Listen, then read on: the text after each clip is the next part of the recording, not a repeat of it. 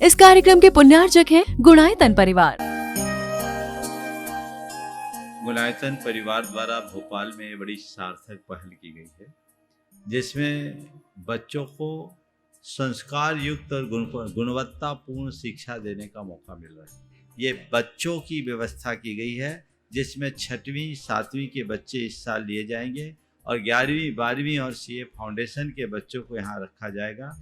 ये मेधावी छात्रों को प्रावीण्य के आधार पर उसे प्रविष्टि मिलेगी। पूरे देश भर से प्रविष्टि आएगी। प्रत्येक कक्षा में मात्र 30-30 बच्चों का ही चयन होगा और चयनित बच्चे वे होंगे जो अपनी प्रतिभा के बल पर चुने जाएंगे और उनको एक प्रकार की स्कॉलरशिप दी जाएगी। ये छात्रवृत्ति के तहत पढ़ेंगे। गुणायतन के समाज कल्याण की दिशा में एक बहुत अच्छी पहल है और ये सार्थक पहल है। इसकी शुरुआत भोपाल से हो रही है। ये भोपाल वालों के लिए बहुत गौरव का विषय है। इसके लिए गुणायतन के साथ विद्यासागर इंस्टीट्यूट और सेज और एपीटी, इन तीनों को भी मैं बहुत बहुत आशीर्वाद देता हूँ।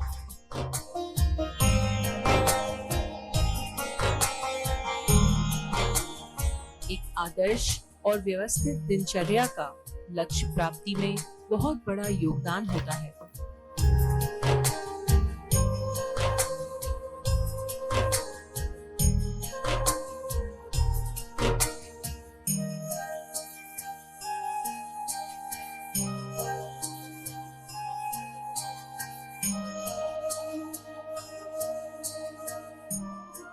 एक कुम्हार मिट्टी को आकार दे रहा था। उसका मन चिलम बनाने का था। अचानक उसका मूड बदला और उसने मिट्टी को कलश का आकार देना शुरू कर दिया। पास बैठी कुम्हारी ने पूछा, मिट्टी का आकार क्यों बदल गया? पास बैठी कुम्हारी ने पूछा, मिट्टी का आकार क्यों बदल गया? कुम्हार ने कहा, बस यूं ही मेरा विचार बदल गया। बस यूं ही मेरा विचार बदल गया। माटी ने तपाक से कहा, तुम्हारा विचार क्या बदला? मेरा तो संसार बदल गया। विचार से संसार है। चिलम और कलश दोनों मिट्टी के ही उत्पाद हैं, पर दोनों के गुणधर्म में जमीन आसमान का अंतर है। चिलम का काम है खुद जलना और सामने वाले को जलाना, और कलश मंगल द्रव्यों से चर्चित होकर हमारे मस्तक की शोभा बनता है, मांगलिक प्रतीक भी। हमारे जीवन की यही दशा है। हम अपने जीवन को चिलम की तरफ बर्बाद भी कर सकते हैं, तो कलश की भांति आबाद भी कर सकते हैं। ये सब कुछ निर्भर करता है हमारी अपनी निजी विचारधारा पर। हमें गहराई से ये देखने की और समझने की जरूरत है कि हमारी विचारधारा कैसी है। अलग अलग भाव, अलग अलग विचार मनुष्य के मन में होते हैं। हमारे जैसे भाव होते हैं वैसे विचार बनते हैं। जैसे विचार बनते हैं वैसी प्रवृत्ति होती है, और जैसी प्रवृत्ति होती है वैसा जीवन बन जाता है।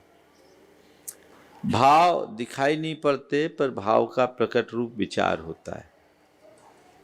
अगर हम भावों में शुद्धि लाते हैं तो विचारों में शुद्धि होती है। विचारों में शुद्धि होने से हमारी प्रवृत्ति और व्यवहार सुधरता है। व्यवहार के सुधरने से हमारा जीवन संवरता है। हम अपने जीवन को संवारना चाहते हैं तो सबसे पहले उसके मूल को समझने की जरूरत है। वो क्या है? भावधारा। अपने अंदर उतर करके देखो कि मेरे भाव कैसे हैं, और अपने भावों का अंदाज हम अपने अंदर उत्पन्न होने वाले विचारों के आधार पर लगा सकते। कौन व्यक्ति किस विचारधारा का है, अलग अलग सोच लोगों की है। 4 प्रकार की सोच है जो आज के संदर्भ में मैं आप सबके बीच रखना चाहूँगा, और भावना योग के माध्यम से हम अपने भाव शुद्धि कर विचार व्यवहार को परिवर्तित कर जीवन को विशुद्ध कैसे बनाए, इसकी थोड़ी सी चर्चा करूँगा। एक सोच है भौतिक सोच, दूसरी सोच है व्यावसायिक सोच, तीसरी सोच है व्यावहारिक सोच, और चौथी सोच है आध्यात्मिक सोच। 4 प्रकार की सोच है, और इसी के आधार पर 4 प्रकार के लोगों का अलग अलग जीवन भी बनता है। सबसे पहले जब हम भौतिक सोच से ग्रसित लोगों की बात करते हैं तो उनके जीवन का एक ही मकसद है, खाओ पियो मौज करो, है ना। उनका उद्देश्य एक ही है, मौज मजा और मस्ती। वे केवल एक ही बात जानते हैं, जब तक जियो सुख से जियो, कर्जा लो पर घी पियो, है ना। यावत जीवे सुखी जीवे, ऋणम कृत्वा घृतम पिबेत्, भस्मीभूतस्य देहस्य पुनरागमनम कुतः। इस विचारधारा से ग्रसित लोगों की आज कमी नहीं। वे केवल दृश्य जीवन को देखते हैं, उनका एक ही मकसद है पदार्थ और पदार्थ जन सुख। बहुत सी के चक्कर में लगे रहते हैं, भौतिक संसाधनों की पुष्टि में और भौतिक सुख की उपलब्धि के प्रयत्नों में वे अपना संपूर्ण जीवन बर्बाद कर देते हैं। उन्हें आत्मा अनात्मा, पुण्य पाप, धर्म अधर्म, कर्म अकर्म, लोक परलोक से कोई मतलब नहीं, क्योंकि उनके लिए बस जो सामने जीवन दिख रहा है वही है, मरने के बाद कौन लौट के आने वाला है। ऐसे लोगों को उपदेश देने की कोई ज़रूरत नहीं। ऐसे भौतिक सोच से ग्रसित लोग अपनी भौतिक आकांक्षाओं की पूर्ति के लिए तत्पर होते हैं, पर एक प्रकार की मृग मरीचिका में भटक करके अपना जीवन बर्बाद कर देते हैं। भले लोग भौतिक सुख की वांछा रखते हैं और सोचते हैं कि इससे मुझे सुखोपलब्धि होगी, पर न तो आज तक कभी किसी को भोगों से सुख मिला है, न मिल सकता। जैसे ईंधन को डालकर अग्नि नहीं बुझाई जा सकती, सागर नदियों से तृप्त नहीं हो सकता, वैसी भौतिक भोगों की पूर्ति से मनुष्य स्थायी शांति नहीं पा सकता। भौतिक संसाधन हमें थोड़ी सुविधा भले उत्पन्न प्रदान कर दें, लेकिन वे हमारी भोगाकांक्षा को बढ़ाते ही हैं, घटाते नहीं। ये सबका अनुभव है। इसलिए भौतिक सुख को त्याग करके ही हमारे तीर्थंकर आदि परमात्मा गणों ने आध्यात्मिक सुख की तलाश में सर्व परित्याग किया। राजमहल, वैभव, सत्ता, संपत्ति सब कुछ त्यागा, जंगलों के कंटकाकीन मार्ग को चुना, क्योंकि उनकी सोच आध्यात्मिक थी। वे जानते थे कि भौतिक सुख मनुष्य को बाहर से सजा भले दे, अंदर से संतुष्ट नहीं कर सकती। आंतरिक संतुष्टि के लिए आध्यात्मिक सोच जरूरी है। दूसरे क्रम की सोच है व्यावसायिक सोच। व्यावसायिक सोच में हर बात को जोड़ घटा करके देखा जाता है, जिसमें केवल अपने फायदे की बात सोची जाए, हर बात में नफा नुकसान देखा जाए, इसको बोलते हैं व्यावसायिक सोच। कई तरह के लोग होते हैं जिनकी सोच बड़ी कैलकुलेटिव होती है, हर चीज़ में वो अपना हिसाब लगा लेते हैं। एक आदमी नया नया जुड़ा और उसने एक बोली ली। जब उसने पहली बार बोली ली बड़ी सभा में और उसने 11 लाख बोला, लोगों ने बोला भैया आज तो तुमने बहुत सामान्य सी बात के लिए 11 लाख का दान किया, बहुत बहुत बधाई, तुम्हारी धार्मिक भावनाएं बहुत बढ़ गई।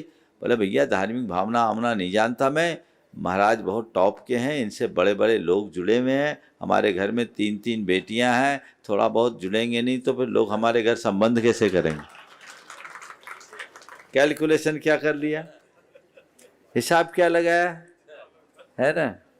वो हर चीज में फायदा किस में हो, नुकसान किस में हो, नुकसान नहीं होना चाहिए। संत कहते कोरे लाभ की बात सोचना अच्छी बात नहीं है, लाभ की जगह भला की बात सोचना चाहिए। एक है प्रॉफिट और लॉस और एक है गुड और बैड, है ना। प्रॉफिट और लॉस हर जगह नहीं देखा जाता।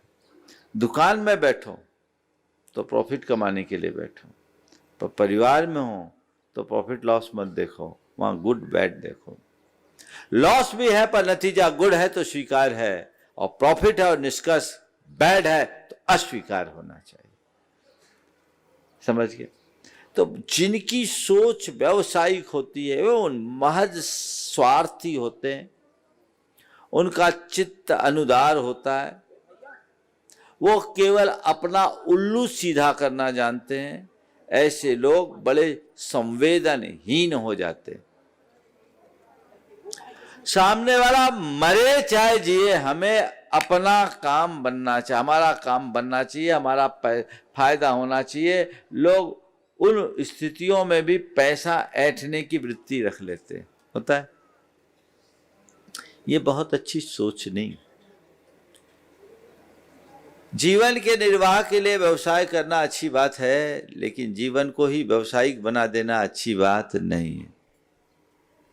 आप किस तरीके से सोचते हैं, व्यापार करते समय व्यापारिक सोच रखो, पर बाकी क्षेत्र में अब तुम धर्म में भी व्यापार ले आओगे, परिवार में भी व्यापार ले आओगे और अपने जीवन व्यवहार में ही व्यापार ले आओगे, तो तुम फिर एक अच्छे मनुष्य नहीं रह पाओगे। सोच यहाँ बदलनी चाहिए। ये सोच हमें बहुत परेशान करती है। हर जगह केवल एक ही चीज सोचना, एक ही चीज सोचना अच्छी बात नहीं है। हमारे यहाँ व्यापार करने की अनुमति दी गई और कहा गया अर्थोपार्जन करो, पर केवल अर्थोपार्जन की बात नहीं की गई। क्या कही गई? अर्थ पुरुषार्थ करो। क्या करो? अर्थोपार्जन और अर्थ पुरुषार्थ में अंतर जानते हैं? अर्थोपार्जन यानी चाहे जैसे पैसे कमा लो, और अर्थ पुरुषार्थ का मतलब है अर्थ के उपार्जन में भी धर्म से जुड़े रहो, नैतिकता और सदाचार के साथ अर्थोपार्जन करो, चाहे जैसे नहीं करो। देखिए, आप लोग अपने दीपावली के टाइम में घरों में बही खाता में शुभ लाभ लिखते हैं। क्या लिखते हैं?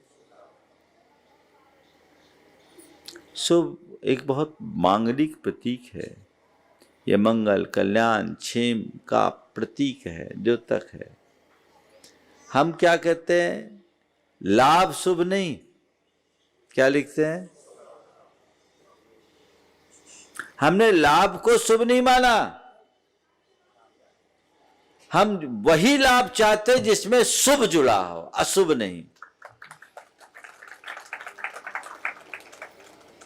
शुभ लाभ हो, अशुभ लाभ नहीं।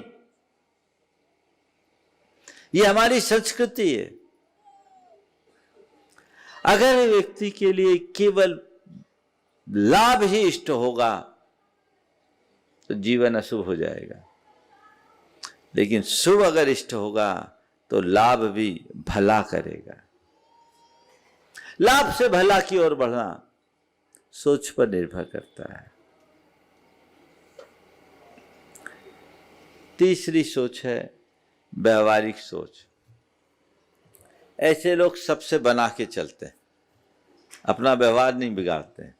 अच्छा हो बुरा हमसे मतलब नहीं, हम बुरे ना बने।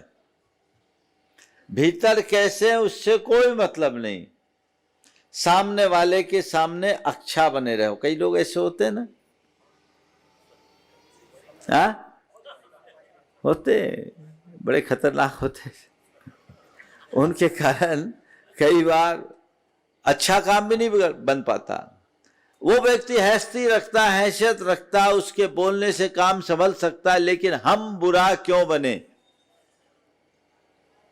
व्यवहारिक, हाँ, जहां आवश्यक हो वहां व्यवहारिक सोच रखना चाहिए, लेकिन कोरे व्यवहारिक सोच के साथ जीना ठीक नहीं। जहां जरूरत है वहां हमें थोड़ा व्यापक दृष्टिकोण रखना पड़ता है। अगर हर जगह हम वही वही देखते रहेंगे तो दुनिया में ही उलझ कर रह जाएंगे। जो हमारा मूलभूत ध्येय है, जहाँ हमें पहुँचना है, जो हमारा लक्ष्य और मकसद है, वहाँ तक पहुँच पाना संभव नहीं हो पाएगा। इसलिए कहते हैं व्यवहारिक सोच अच्छी है पर हर जगह नहीं। एक लेवल के बाद ऐसा आदमी अच्छा कहला सकता है, ऐसे लोगों को बोलते हैं हाँ बहुत बढ़िया आदमी, क्योंकि व्यवहार कुशल है, मिलनसार है, किसी से पंगा नहीं लेता, अच्छा ही है। लेकिन व्यवहारिक सोच वाला व्यक्ति लोगों के सामने अच्छा हो जाए पर अंदर से अच्छा हो ये कोई जरूरी नहीं है। व्यवहारिक सोच तुम्हारी छवि को अच्छा बना सकती है पर तुम्हारा जीवन उससे अच्छा बने ये कोई जरूरी नहीं है। जीवन अच्छा कब बनेगा? जब तुम्हारी सोच आध्यात्मिक हो, पारमार्थिक हो, आत्म केंद्रित हो करके चलो। अपनी दृष्टि को आत्म केंद्रित बनाइए, आत्मोन्मुखी दृष्टि जगाइए, अध्यात्म से जुड़ करके चलिए।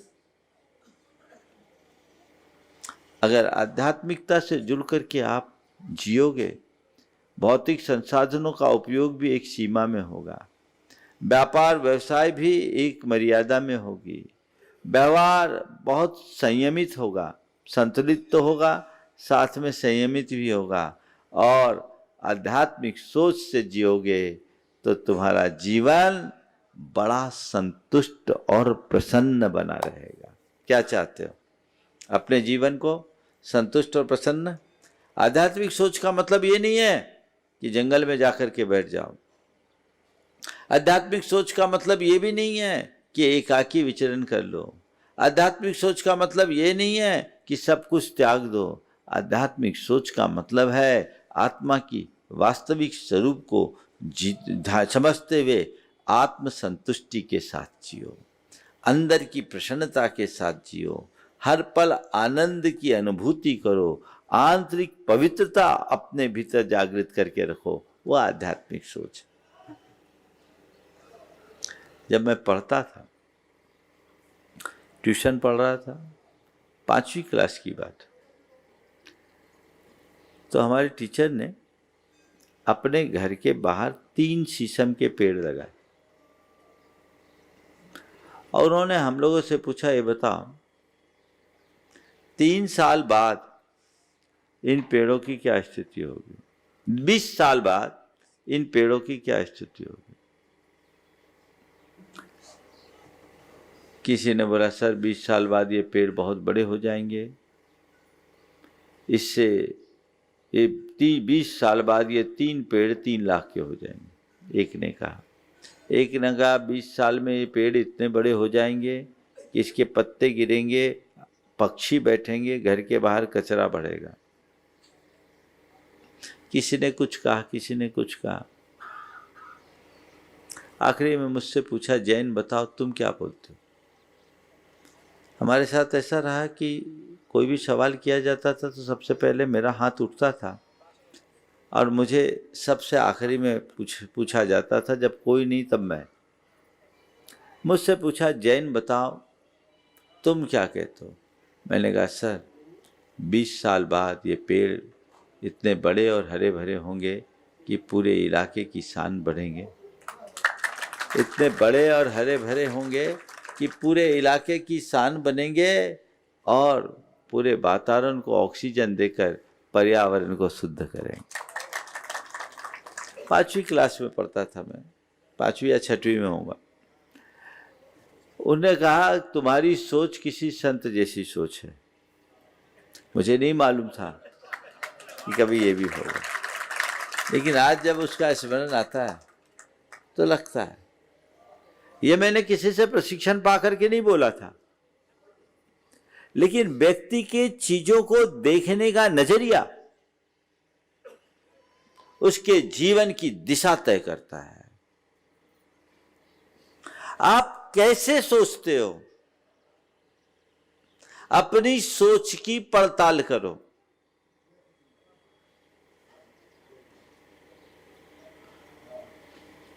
अगर आप विशुद्धतया भौतिक और व्यवसायिक सोच से भरे रहोगे, बहुत अच्छा जीवन नहीं बना पाओगे। तुम खुद के प्रति नेगेटिव हो जाओगे, तुम्हारे अपने जीवन के प्रति नकारात्मक बन जाओगे, जीवन की दिशा बिगड़ जाएगी। हमें अपनी सोच को परखना है और उसे सही दिशा देनी।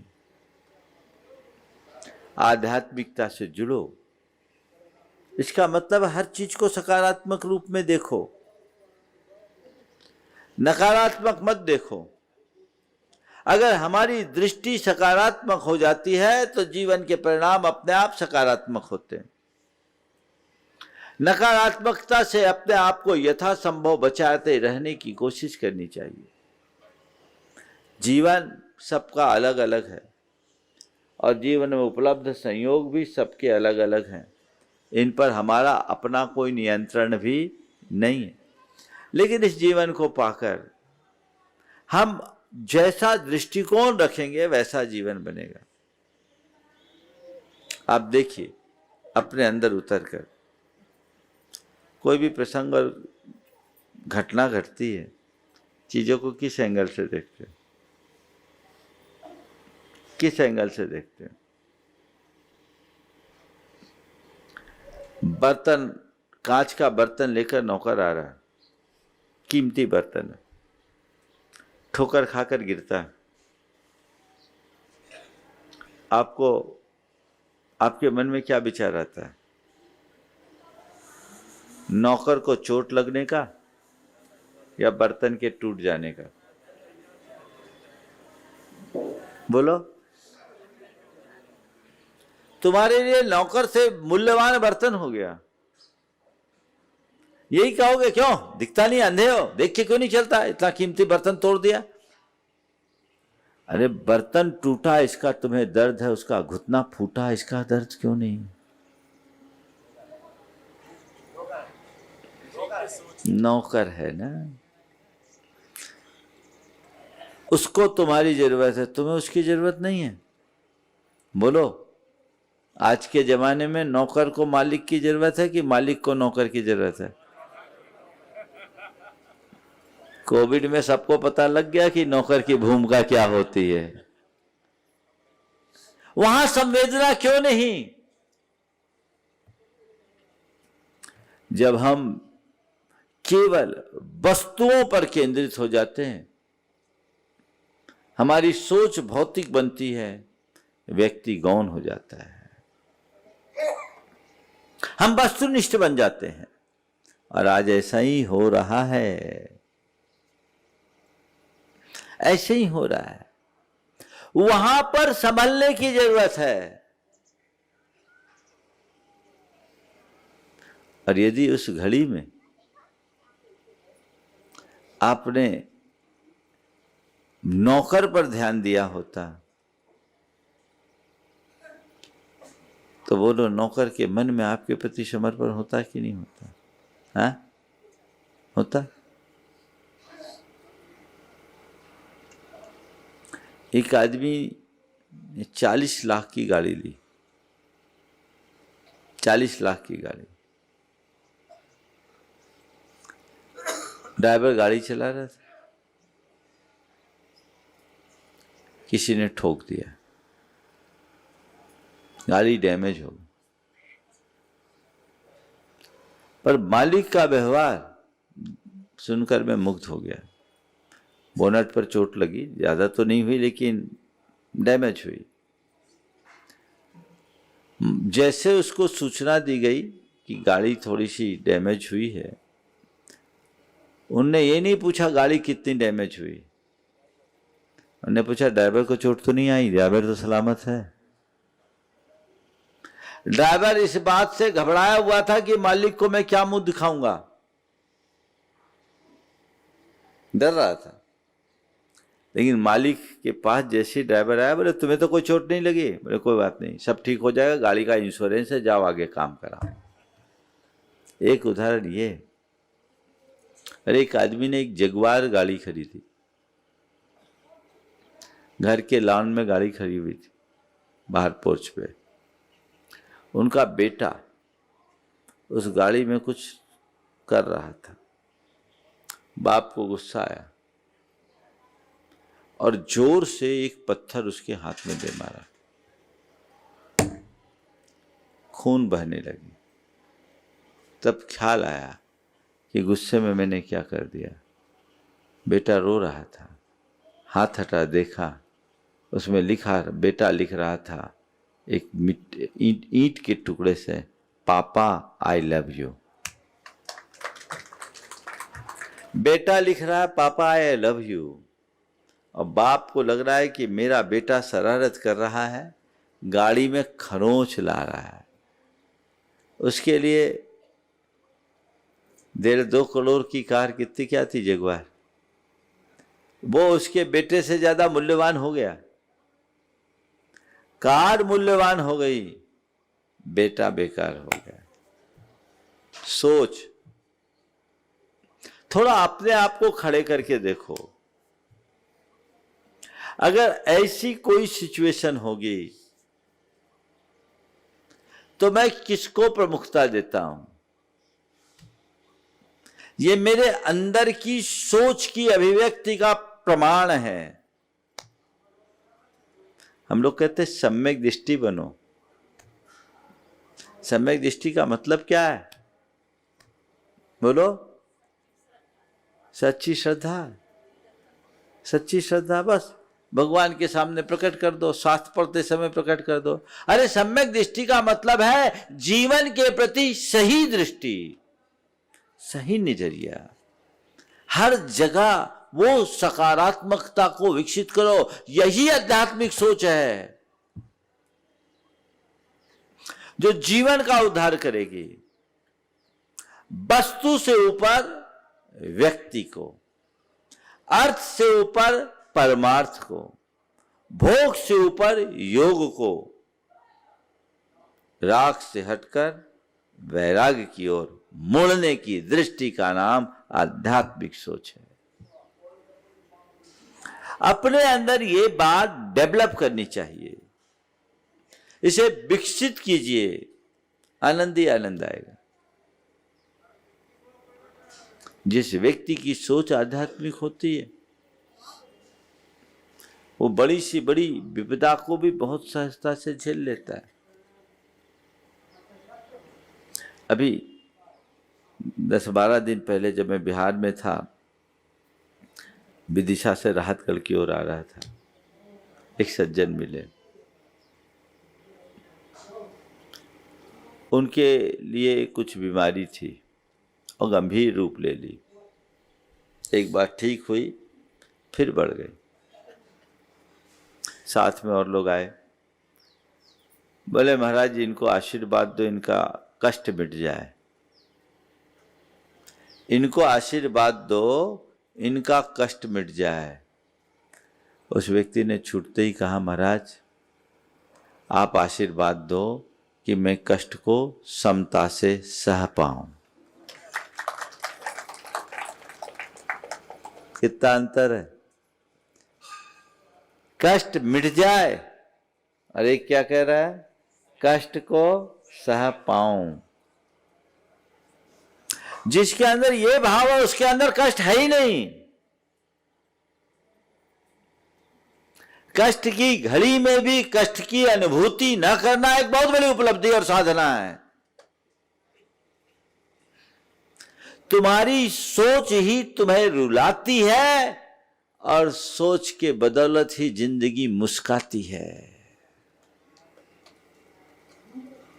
कैसे जीना है तय करो। एक बात अपने मन मस्तिष्क में अंकित कर लीजिए,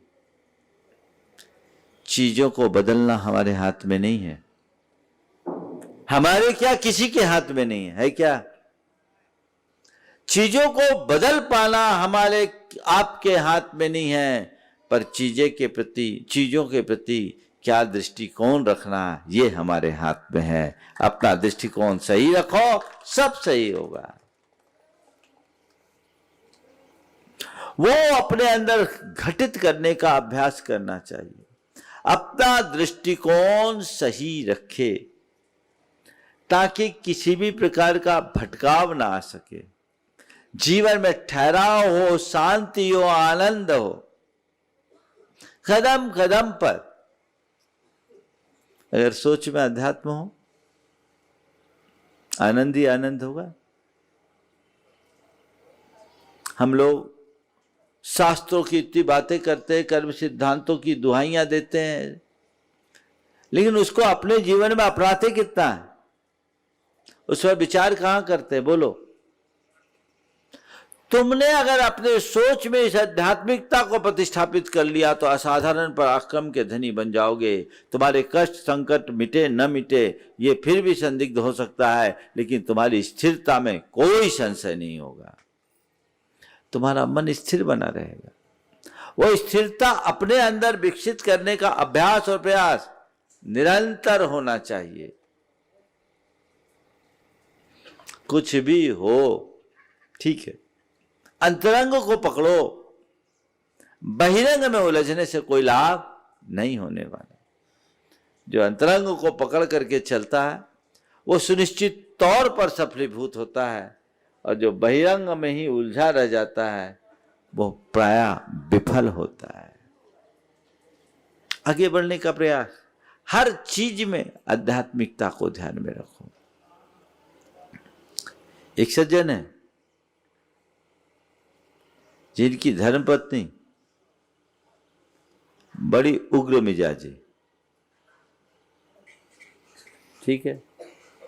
एक भाई तो यहीं बैठा है, नाम नहीं लूंगा अभी, उसके एकदम विरुद्ध है, एकदम विरुद्ध है।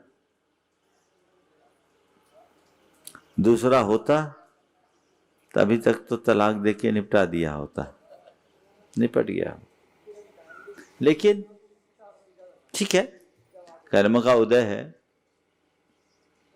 किसी के अंदर कोई मानसिक कमी आ गई, निभाना मेरा धर्म है, मैं निभा रहा हूं, यही मेरी तपस्या है। ऐसा सोच रखने वाला, मैं उसे खड़ा भी कर सकता हूं, लेकिन उसकी धर्मपत्नी को तकलीफ हो जाएगी, इसलिए मैं खड़ा नहीं कर रहा। लेकिन सोच निभा रहा है, और निभा नहीं रहा रोध होके नहीं, उसमें भी आनंद, आनंद। अनिष्ट संयोग है लेकिन मन में स्थिरता है। कौन देता है शक्ति? बोलो, कौन देगा? चीजों को बदल करके तुम शांति पाओ, संशय है। मन बदलने के बाद कभी अशांति नहीं हो सकती। व्यवस्था को बदलने पर ध्यान देने की जगह अपनी अवस्था को बदलने का अभ्यास कर लो, जीवन तर जाएगा। चीजों में एडजस्ट होने की धारणा अपने अंदर विकसित होनी चाहिए। आध्यात्मिकता को आत्मसात कीजिए, चाहे बच्चे हों या बड़े, सबको ये चाहिए कि उस तरीके से अपने जीवन को ढाले, अपने जीवन की दिशा तय करे, तो देखिए कैसे आनंद की अनुभूति होती। अपने अहंकार को, अपने आवेश को, अपने स्वार्थ को, अपने अन्य तरह के नकारात्मक वृत्तियों को अगर शांत करना चाहते हैं तो उसका मूल यही है, सोच अध्यात्म से प्रेरित हो। और अब आध्यात्मिक दृष्टि को विकसित करने के लिए क्या करें? सदैव ये सोचे मैं कौन हूं, मेरा क्या है, मैं क्या कर रहा हूं, मुझे क्या करना चाहिए। कौन हूं, मेरा असली रूप क्या है, संसार से मेरा संबंध क्या है, ये सब संयोग है। स्वरूप की तरफ दृष्टि जीवन में बहुत बड़ा बदलाव घटित करती है और उससे ही जीवन में सार्थक उपलब्धि होती है। ऐसा दृष्टिकोण अपने मन में होना चाहिए और ऐसी दृष्टि अपने अंदर विकसित हो तो हमेशा आध्यात्मिक भावना भाइये। भावना योग हमारे सोच के परिवर्तन का आधार है। भाव शुद्धि से सोच पवित्र होती है, अच्छी बनती है। अच्छी सोच हमारे व्यवहार को अच्छा बनाती है और हमारा व्यवहार हमारे जीवन को निर्धारित करता है। तो भावना पर हम ध्यान दें, भाव शुद्धि पर ध्यान दें, जिससे सोच, प्रवृत्ति और जीवन में परिवर्तन हो। हम बाहर परिवर्तित हो जाते हैं, भीतर परिवर्तन नहीं करते, क्योंकि हम अपनी सोच को बदलने के लिए भाव शुद्धि पर कभी ध्यान नहीं देते। भीतर बदलेंगे, बाहर चीजें सब अपने आप बदल जाएगी। एक अभ्यास करें, अपने अंदर अध्यात्म को प्रतिष्ठापित करना है। श्वास तो 24 घंटे लेते हैं। श्वास लेते समय सो और छोड़ते समय हम। क्या करना है? सो हम, सो हम। इसका मतलब श्वास लो, देखो आप एक बार श्वास लेकर के देखिए आवाज क्या आ रही है। छोड़ने में हम आ रही है, लेने में सो आ रही है, बस। इस कार्यक्रम के पुण्यार्जक गुणायतन परिवार। गुणायतन परिवार द्वारा भोपाल में बड़ी सार्थक पहल की गई है, जिसमें बच्चों को संस्कार युक्त और गुणवत्तापूर्ण शिक्षा देने का मौका मिल रहा है। ये बच्चों की व्यवस्था की गई है, जिसमें 6वीं 7वीं के बच्चे इस साल लिए जाएंगे और 11वीं 12वीं और सीए फाउंडेशन के बच्चों को यहाँ रखा जाएगा।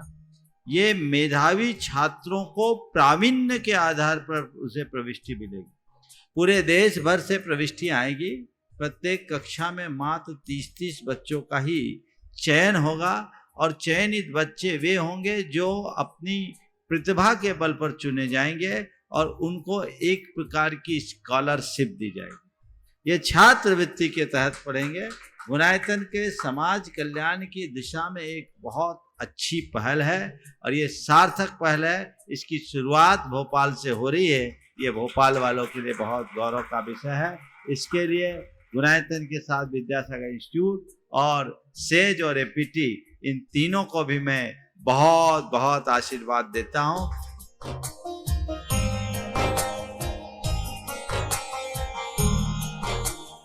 एक आदर्श और व्यवस्थित दिनचर्या का लक्ष्य प्राप्ति में बहुत बड़ा योगदान होता है।